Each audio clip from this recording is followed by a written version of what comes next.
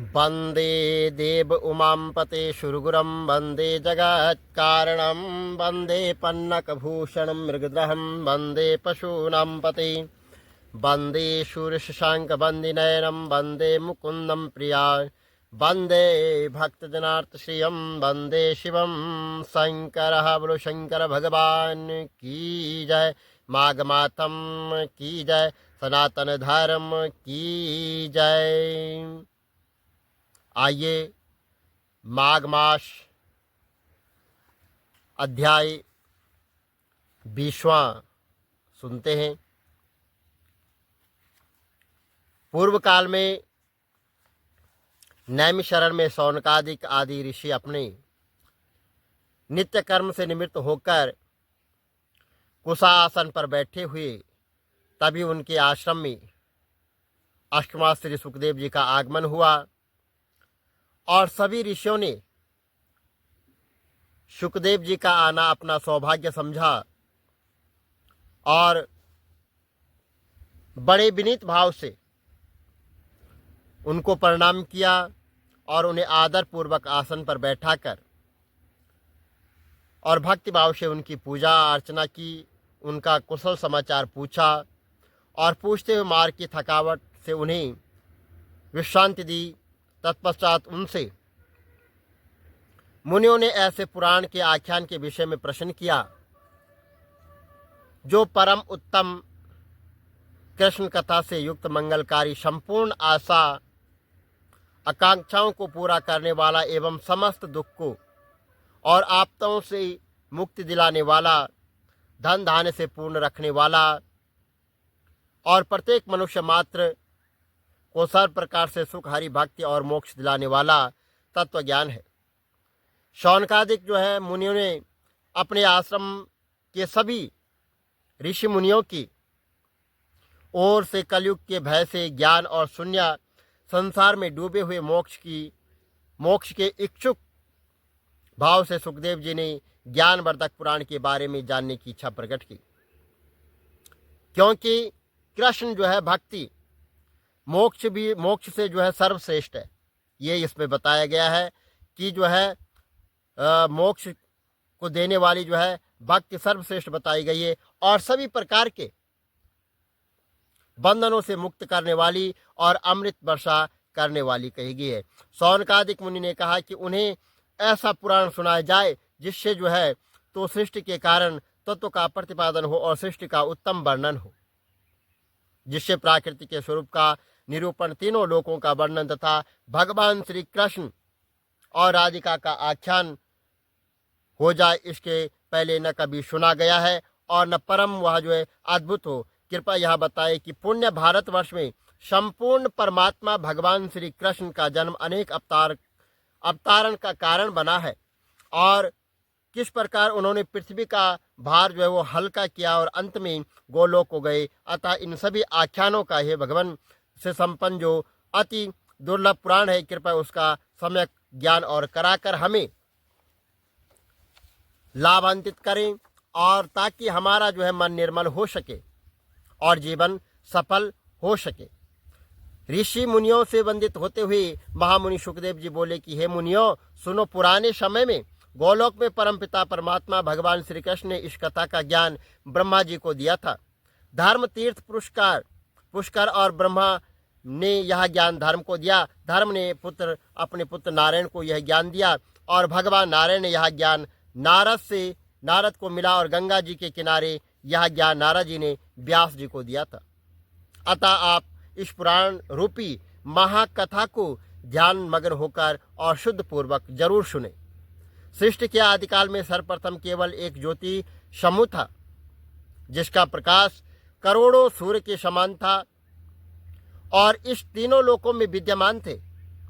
इन तीनों लोकों के ऊपर गोलोक की स्थिति मानी जाती है जो परमात्मा के समान नित्य है और अपने परिणाम से 3 करोड़ योजन वहाँ लंबा चौड़ा है और मंडलाकार महान तेजवाल रत्नमय भूमि वाला लोक है। यह लोक सभी व्याधियों से मुक्त और मृत्यु शोक तथा भय से रहित है। प्रलय काल में यह जो है तो भगवान श्री कृष्ण का निवास स्थल था, जबकि सृष्टि काल में भगवान श्री कृष्ण के साथ इस पवित्र धरा पर गोप और गोपियां भी उपस्थित हुई। इस लोक के नीचे 50 करोड़ योजन दूर दाईं ओर भगवान विष्णु लोक और बाईं ओर शिवलोक है। ये लोक भी लोकों के समान भी सभी प्रभा संपन्न और प्रलय काल में दोनों ही लोकों शून्य रहते हैं, जबकि सृष्टि काल में भगवान विष्णु और लोक में नारायण और लक्ष्मी विराजमान रहते हैं और शिवलोक में अपने गुणों के साथ भगवान शिव और माता पार्वती वहां पर निवास करती है। गोलोक की आनंददायक ज्योति ही ब्रह्म स्वरूप है, जिसके भीतर एक मनोहर रूप निवास करता है, जो बादलों के समान, समय रंग का कमल के समान, करोड़ों कामदेव के समान सुंदर लीलाओं को करता हुआ, हाथ में मुरली, शरीर पर पीतांबर धारण किए हुए, उनके वक्ष और वक्ष कौस्तुभमणि आसन पर अनेक रत्नों से सुशोभित हैं और यही परम और सनातन भगवान है, सृष्टि के कारण और पालक और संहार करता है। इनकी शोभा का वर्णन सीमा से बाहर है। इनका जो है ध्यान, आराधना, पूजा सभी प्रकार की जो है सुख शांति को देने वाला बताया गया है। ऐसा जो है तो द्वापर युग में भगवान श्री कृष्ण ने जो है कुरुक्षेत्र के मैदान में महाभारत युद्ध के समय अर्जुन को विचलित देखकर जो है ये कहा और दिव्य उपदेश दे कि हे अर्जुन, तुम कुछ भी नहीं हो और तुम जो कर रहे हो कुछ भी नहीं कर रहे हो, यह सब कुछ तो मैं कर रहा हूँ, क्योंकि सृष्टि का निर्माता, पालन करता एवं संहार करता मैं ही हूँ। मेरी ही आज्ञा से ब्रह्मा विष्णु महेश चलते हैं। मैं ही ब्रह्मा और परमेश्वर हूँ और आदि से अंत तक मैं ही हूँ। इस दिव्य ज्ञान का सत्य सिद्ध उपज्ञान द्वापर युग के कृष्ण के पूर्व लोक गोलोक स्थित पार ब्रह्मा भगवान श्री कृष्ण का वर्णन महावैवर्त पुराण में वर्णित है, जिसका उपज्ञान से स्पष्ट हो जाता है कि द्वापर युग से पूर्व गोलोक में स्थित भगवान श्री कृष्ण ही पार ब्रह्मा स्वरूप और परम पिता परमेश्वर है। ब्रह्मवैवर्त पुराण के अनुसार जो है तो अपनी इच्छा से एक बार जब जो है स्वयं भगवान प्रभु ने एक बार अनुभव करते हुए एक शून्य विश्व को देखा, तो मन में सृष्टि रचने की जो है इच्छा जागी और सृष्टि के आदि में पार ब्रह्मा के दक्षिण भाग से संसार के कारण रूप 3 गुण प्रकट हुए। इनमें जो है 5 तन मात्राएं हैं और रूप हो गया, रस हो गया, गंध हो गया, स्पर्श हो गया और शब्द उत्पन्न हुए। इसके बाद नारायण प्रकट हुए, जो श्याम रंग के युवक पीताम्बरधारी 4 भुजाधारी वहाँ पर प्रकट हो गए। श्याम रंग के युवक पीताम्बरधारी भगवान वह शंख चक्र धारण किए हुए, कमल चक्र और कौस्तुभमणि धारण किए जो है तो वहाँ पर लक्ष्मीपति जो है शरद के चंद्रमा के समान वहाँ पर वो चमक रहे थे और उनके सामने खड़े होकर अनेक प्रकार की उनकी स्तुति की और करते हुए भगवान श्री कृष्ण से आज्ञा से भगवान श्री कृष्ण के सामने जड़ित आसन पर बैठकर और परम पुरुष बाएं भाग में सुशोभित शुद्धमणि के समान उजले 5 मुख वाले, सोने के समान कांति वाले, सर्वसिद्धि ईश्वर, योगियों के गुरु वैष्णव के शिरोमणि और ब्रह्मा तेज से दैवत्वमान जो है वहाँ पर जो है हो गए, खड़े हो गए और भगवान शंकर वहाँ पर प्रकट हुए। नारायण से नाभि कमल में ब्रह्मा की उत्पत्ति हुई, जो 4 मुख वाले, सभी संपत्तियों के दाता और सृष्टि के विधाता और सभी कर्मों के कर्ता है और धर्ता, चारों वेदों के ज्ञानता, सरस्वती के पति तथा सुशील और कृपा निदान है। पार ब्रह्मा के वक्ष से धर्म की उत्पत्ति हुई। इस प्रकार जो है बाएं भाग से कन्या जन्मी, वहाँ मूर्ति नाम से जानी गई है। उसके पश्चात परमात्मा के मुख से बीणा बंदनी करोड़ों चंद्रमा की शोभा वाली मंद मुस्कान जो है वही वाली 16 वर्ष युवती सरस्वती वहाँ पर अवतारित हुई। सरस्वती माता की जय। इसके पश्चात भगवान श्री कृष्ण के अलंकारों से और सुशोभित मंद मुस्कान वाली पीताम्बर युवक ऐश्वर्य को अलशेष वहाँ पर महालक्ष्मी जो है प्रकट हुई और स्वर्ग की लक्ष्मी राजाओं के यहाँ आज महालक्ष्मी के रूप में जानी जाती है।